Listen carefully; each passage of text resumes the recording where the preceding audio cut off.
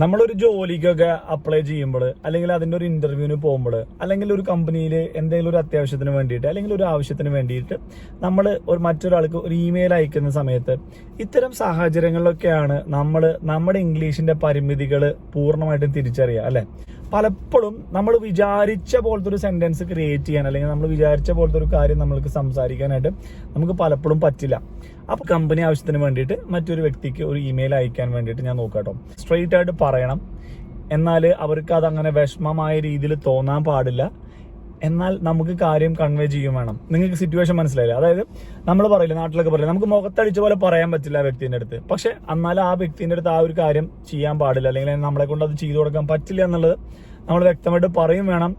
അവർക്ക് കാര്യം മനസ്സിലാവും വേണം. പക്ഷെ നമ്മൾ ദേഷ്യത്തിലാണ് പറഞ്ഞത് എന്ന് തോന്നാനും പാടില്ല.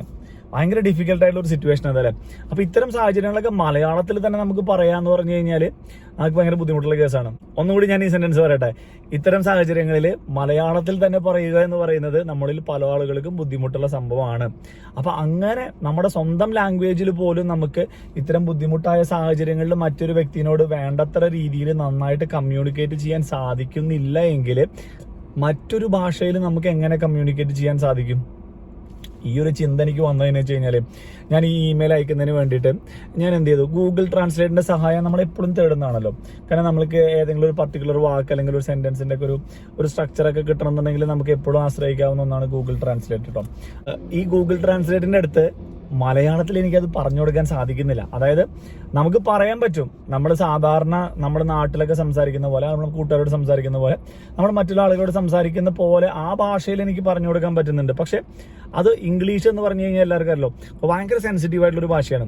അപ്പൊ ഈ സെൻസിറ്റീവ് ആയിട്ടുള്ള ഭാഷയാണ് നമ്മൾ ഓരോ വാക്കുകൾ വെക്കുമ്പോഴും ഭയങ്കര കെയർഫുൾ ആയിട്ട് വെച്ചിട്ടില്ല എന്നുണ്ടെങ്കിൽ വായിക്കുന്നവര്, ഇതിന്റെ വ്യത്യാസം എന്തെന്നറിയോ, നമ്മള് സംസാരിക്കുമ്പോൾ നമ്മുടെ ഒരു ടോണ്, അല്ലെങ്കിൽ നമ്മുടെ ഒരു ബോഡി ലാംഗ്വേജ്, നമ്മുടെ ഒരു ഫേസിന്റെ എക്സ്പ്രഷൻ, കാര്യങ്ങളൊക്കെ അവർക്ക് റീഡ് ചെയ്യാൻ പറ്റും. അപ്പോൾ അവർക്ക് നമ്മൾ എന്താണ് ഉദ്ദേശിച്ചത്, നമ്മൾ കുറച്ച് വിനയത്തോടു കൂടിയാണോ പറഞ്ഞതെന്നൊക്കെ മനസ്സിലാവും. പക്ഷെ നമ്മളൊരു മെസ്സേജ് അയക്കുമ്പോൾ നമ്മൾ അവിടെ സംസാരിക്കുന്നില്ല, നമ്മുടെ എക്സ്പ്രഷൻ അവർ കാണുന്നില്ല, നമ്മളെ അവർ കാണുന്നില്ല, നമ്മൾ എന്ത് ഉദ്ദേശിച്ചു എന്ന് അവർക്ക് മനസ്സിലാവുന്നില്ല. അവർ ഏത് മൂഡിലാണോ ആ സെന്റൻസ് വായിക്കുന്നത്, അവർ അതിനനുസരിച്ച് ആ സെന്റൻസിനെ അതിന്റെ ഒരു ഫീൽ അവർ ഉൾക്കൊള്ളും. അപ്പൊ നമ്മൾ ആ സെന്റൻസിൽ കടുകട്ടിയായിട്ടുള്ള അല്ലെങ്കിൽ സ്ട്രെയിറ്റ് ആയിട്ടുള്ള വാക്കുകൾ വെക്കുമ്പോൾ ഭയങ്കര സൂക്ഷിച്ചു വേണം വെക്കാം. അപ്പൊ അങ്ങനെ ചിന്തിച്ചപ്പോഴാണ് എനിക്ക് വലിയൊരു സത്യം മനസ്സിലായത്. നമ്മളിൽ ഭൂരിഭാഗം ആളുകൾക്കും, നിങ്ങളും ഞാനും ഉൾപ്പെടുന്ന ഭൂരിഭാഗം ആളുകൾക്കും നമ്മുടെ സ്വന്തം ഭാഷയിൽ പോലും പല കാര്യങ്ങളും പറയാൻ അറിയില്ല. നമ്മൾ പലപ്പോഴും പറയാറില്ല, നിങ്ങൾ ഇംഗ്ലീഷിൽ ചിന്തിക്കുക, മലയാളത്തിൽ ചിന്തിച്ചിട്ട് കൺവേർട്ട് ആക്കല്. പക്ഷെ ഇനീഷ്യലി നമ്മൾ മലയാളത്തിൽ എന്താണോ പറയാൻ ഉദ്ദേശിച്ചത്, നമ്മൾ അതിന്റെ ആണല്ലോ നമ്മൾ ഇംഗ്ലീഷ് അന്വേഷിക്കുന്നുണ്ടാവും തുടക്കത്തിലൊക്കെ. അപ്പൊ ഈ തുടക്കത്തില് നമുക്ക് പറയാൻ ഉദ്ദേശിച്ച കാര്യം മലയാളത്തിൽ പറയാൻ കിട്ടുന്നില്ല.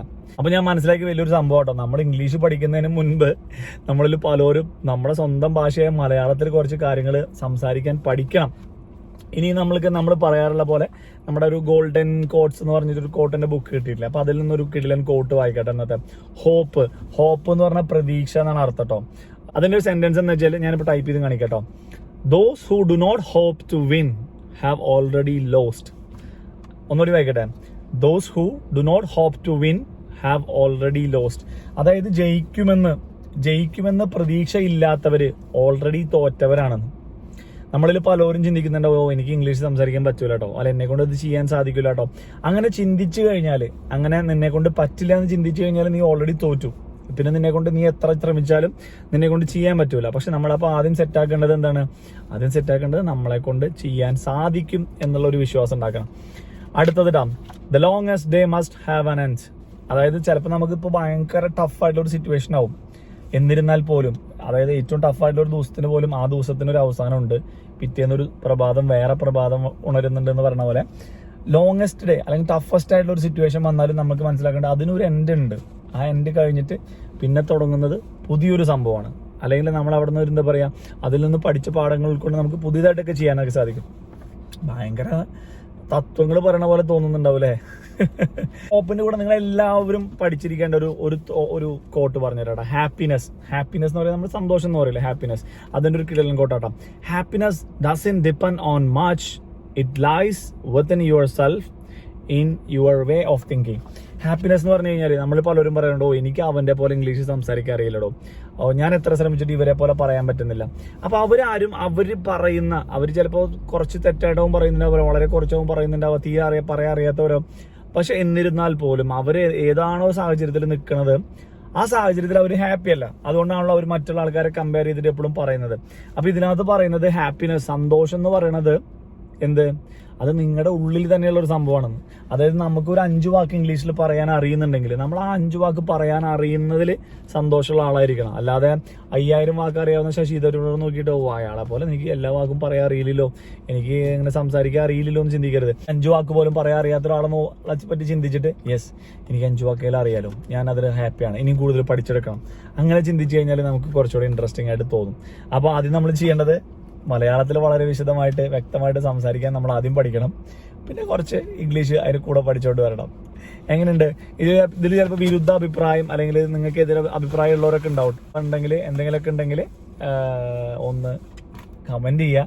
ഇനി നിങ്ങൾക്ക് ഈ ഒരു ടോപ്പിക് വീഡിയോ കൊണ്ട് ഇഷ്ടപ്പെട്ടു, അപ്പം നിങ്ങൾക്ക് തോന്നുകയാണ് നമ്മുടെ ഈ ചാനൽ സബ്സ്ക്രൈബ് ചെയ്താൽ കൊള്ളാം, ഈ ചങ്ങായിൻ്റെ വീഡിയോകളൊന്നും വലിയ കുഴപ്പമില്ല കേട്ടോ, ഇപ്പം പറയുന്ന കാര്യങ്ങളിലൊക്കെ എന്തൊക്കെയോ ഉപകാരപ്രദമായിട്ടുള്ളത് ഉണ്ടെന്ന് തോന്നുകയാണെന്നുണ്ടെങ്കിൽ സബ്സ്ക്രൈബ് ചെയ്യുക, മറ്റുള്ള ആളുകൾക്കൊക്കെ ഷെയർ ചെയ്ത് കൊടുക്കുക, നിങ്ങളുടെ അഭിപ്രായങ്ങളൊക്കെ അറിയിക്കുക.